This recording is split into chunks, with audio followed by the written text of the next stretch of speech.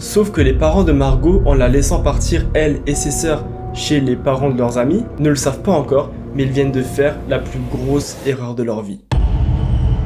Bonjour à tous, bonjour à toutes, bienvenue dans cette nouvelle vidéo. Aujourd'hui nous allons faire 3 threads d'horreur et pour changer vous allez voir que j'ai pris des threads un petit peu plus hard. Donc il y a énormément de chances que vous vous retrouviez avec des tueurs en série, des macabées, des meurtres. Il y aura même une petite théorie bonus un petit peu paranormale qui s'accompagne du thread. J'espère que tout ça vous plaira, on est parti pour le premier thread. Le premier thread, on va y aller soft, c'est un thread qui m'a été envoyé par un abonné. Par souci de confidentialité, on va l'appeler Roméo. Et Roméo, il nous dit qu'il habite à Caen. Et il a une petite sœur d'environ 14 ans. Il nous explique plusieurs détails hyper importants. Premièrement, il n'amène pas sa sœur à l'école. Deuxièmement, sa sœur rentre toute seule à l'école. Et troisièmement, quand l'histoire se déroule, il est dehors avec son chien en train de le promener. Il nous raconte donc qu'il est 16h et qu'à 16h, sa sœur sort des cours. Et lorsqu'il promène son chien, il se retrouve effectivement devant l'école. Sauf qu'il y a un truc qui l'intrigue. En effet, il y a une voiture noire qui arrête pas de traîner dans le quartier. Elle fait des allers-retours et elle fait des trucs un petit peu chelous. Et on dirait que la personne qui conduit ne sait pas vraiment où elle va. Roméo, il trouve ça un petit peu bizarre. Et c'est pour ça qu'il va décider de rester dans les alentours lorsque sa sœur sort de l'école. Et il a bien fait, parce que cette voiture s'arrête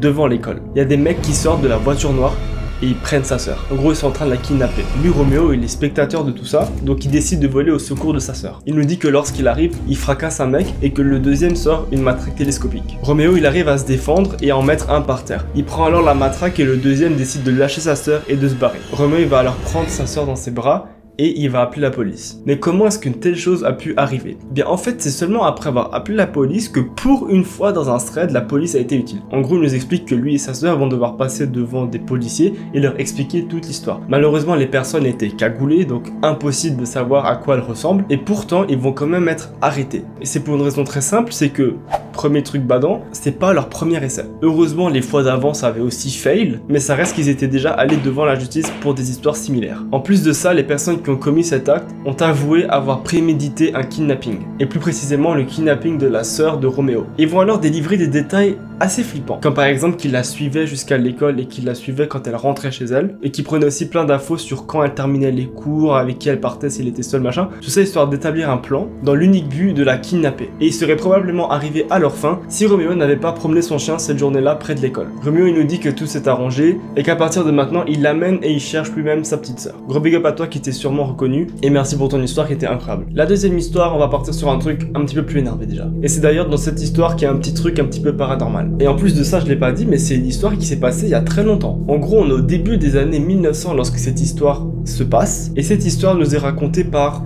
personne. Et vous allez très vite comprendre pourquoi. En gros, on a Margot et ses deux petites sœurs qui veulent aller jouer chez des amis. Du coup, elles vont demander à leurs parents s'ils peuvent aller jouer chez leurs amis. Et comme c'est dimanche, ils proposent de les laisser aller à la messe avec eux et ensuite d'aller dormir chez elles. Bref, c'est toute une organisation. Surtout qu'à l'époque, on allait beaucoup plus à la messe que maintenant. Nous sommes donc le dimanche, ils sont à la messe et ils repartent comme prévu avec leurs amis pour jouer chez elles. C'est aussi prévu qu'ils dorment à la maison et qu'on vienne les rechercher le lundi. Sauf que les parents de Margot, en la laissant partir, elle et ses sœurs, chez les parents de leurs amis, ne le savent pas encore, mais ils viennent de faire la plus grosse erreur de leur vie. On fait un bond dans le temps et on arrive le lundi matin. Il est environ 6h30 et la voisine sort pour étendre son linge. Elle remarque aussi un truc étrange, c'est qu'on n'arrive pas à voir à l'intérieur de la maison. Genre il y a une espèce de voile bizarre comme des rideaux, sauf que d'habitude il n'y a pas de rideau devant les fenêtres. Elle décide d'ignorer ce détail et retourne faire ses trucs. Sauf qu'elle revient vers 8h. Et vers 8h, il n'y a toujours personne de lever. Et ça c'est bizarre parce qu'ils ont d'habitude tous l'habitude de se réveiller vers environ 7h. Elle décide alors d'aller toquer à la porte et elle remarque que c'est fermé. Encore une fois c'est un petit red flag parce que d'habitude la porte est ouverte. Mais ça n'a rien à voir avec eux, c'est juste qu'à cette époque-là on pouvait laisser les portes et les fenêtres ouvertes la nuit, ça dérangeait pas beaucoup. Et vous allez voir qu'ils auraient peut-être dû la fermer en fait la porte. Étant donné que la porte est verrouillée, elle va décider de passer par les fenêtres. Et en passant par les fenêtres, elle se rend compte que les voiles qu'elle voyait avant, c'était des habits. En effet, lorsqu'elle rentre à l'intérieur de la maison, elle se rend compte que toutes les fenêtres sont voilées avec les habits des enfants. Là, ça commence à devenir très chelou. Elle remarque aussi qu'il y a de la nourriture dehors, comme si quelqu'un avait préparé un petit déjeuner. Et lorsqu'elle monte à l'étage, elle remarque directement dans la chambre des petites filles des draps blancs. Et ces draps blancs sont maculés de quelque chose qui s'apparente à du sang.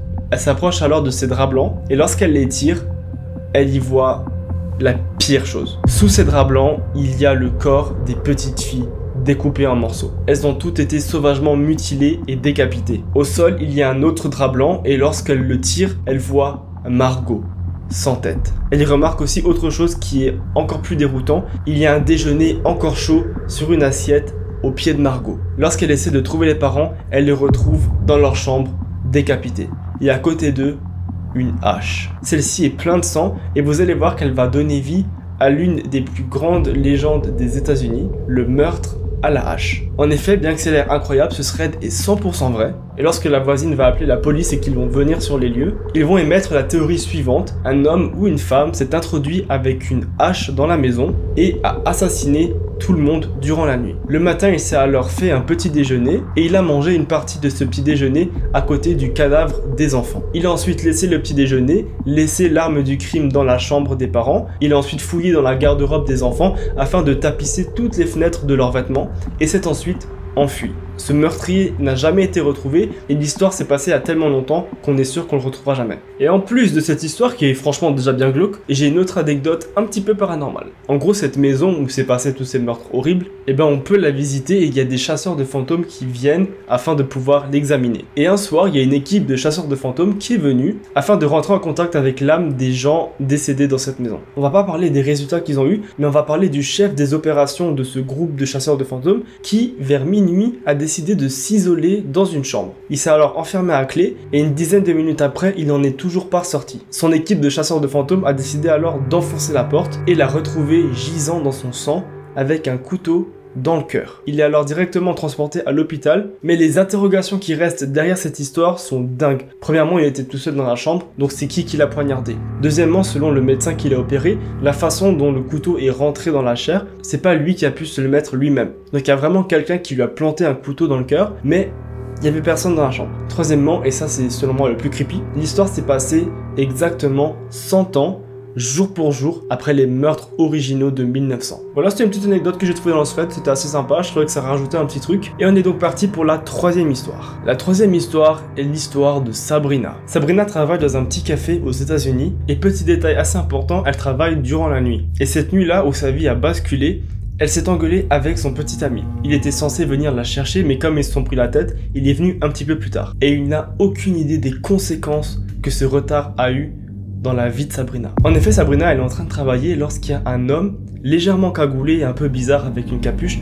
qui rentre dans le magasin. Cet homme s'approche et lui pointe un pistolet sur le ventre. Il lui lance alors un sac et il lui dit de mettre tout l'argent dedans. Sabrina, elle est complètement affolée, mais elle n'a pas le choix. Donc elle prend l'argent et elle fout dans le sac. Mais une fois que le mec a pris le sac, il s'en va, puis rebrousse chemin et lance une corde à Sabrina. Il lui dit alors qu'il va la kidnapper et qu'elle doit s'attacher les mains. Sabrina n'a pas d'autre choix que de faire comme il dit. Elle va alors s'attacher les mains comme elle peut et il va la kidnapper. Son petit copain va venir la chercher un peu plus tard et il va se rendre compte qu'elle n'est pas là. Il va alors prévenir son père qui préviendra la police et une énorme enquête va se lancer. Quelques jours après les faits, le père de Sabrina reçoit un appel et le kidnappeur explique qu'il relâchera Sabrina sain et sauf dans 6 mois s'il lui donne 300 000 $.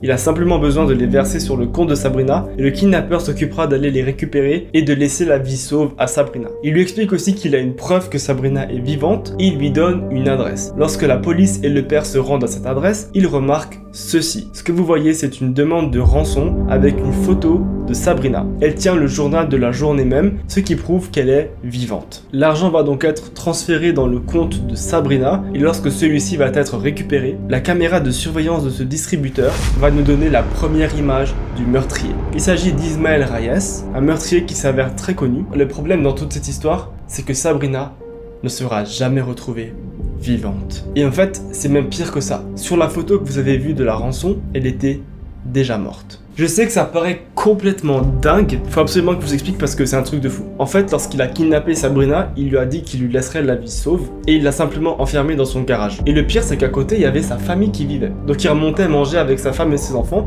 et ensuite il redescendait voir la femme qu'il avait kidnappée. Ils avaient bien sûr aucune idée que Sabrina était là. Il va alors voir Sabrina et lui dit « Ton père a donné la rançon, je vais donc te libérer. » Sauf que ça, c'est un mensonge, puisque la rançon ne va être demandée qu'une fois qu'il a pris la photo de Sabrina avec le journal du jour. Sauf que je vous ai dit qu'il a pris la photo lorsqu'elle était déjà morte. Il va lui planter plusieurs coups de couteau dans la chair avant qu'elle ne meure. Et après ça, il va se rendre compte qu'il ne peut plus avoir de rançon. Il va alors prendre des vêtements appartenant à sa femme, ainsi que du maquillage et du fil de pêche. Il va alors habiller Sabrina avec de nouveaux vêtements, non taché de sang, et il va aussi maquiller son cadavre, et il ira même jusqu'à lui attacher du fil de pêche dans les paupières, afin de pouvoir lui garder les yeux ouverts lorsqu'il prend la photo. Et vous l'avez alors deviné, il a juste cherché un journal du jour, il lui a mis dans les mains, et la photo était faite. C'est un thread qui est triste et très glauque, je suis d'accord. Mais sachez que cet homme a été retrouvé et que parmi les trucs dingues qu'il avait fait, il avait notamment des petits seaux qu'il enterrait un peu partout dans le pays. Et en gros, ces seaux, c'était des petits kits pour tuer. Genre dans chaque petit seau, il y avait un couteau, des sacs plastiques, des trucs pour enlever le sang. Et lorsqu'il avait une petite envie de tuer, il les récupérait et il allait faire son truc. Bref, ce mec est un énorme malade. Et sachez d'ailleurs que pour petite anecdote, d'habitude le rapport de ce que disent les tueurs est public et on peut le lire. Mais lui, il a dit des trucs tellement affreux et genre des trucs tellement choquants que le FBI n'a pas pu publier l'entièreté du rapport avec ce mec là, tellement que ce qu'il disait et ce qu'il avait fait c'était un truc de dingue. J'espère que vous avez apprécié ces 3 threads. Je voulais faire un truc un petit peu nouveau, un petit peu différent et parler de sujets qu'on n'aborde pas forcément dans les threads habituellement. Prenez soin de vous, c'était Giuliano, ciao.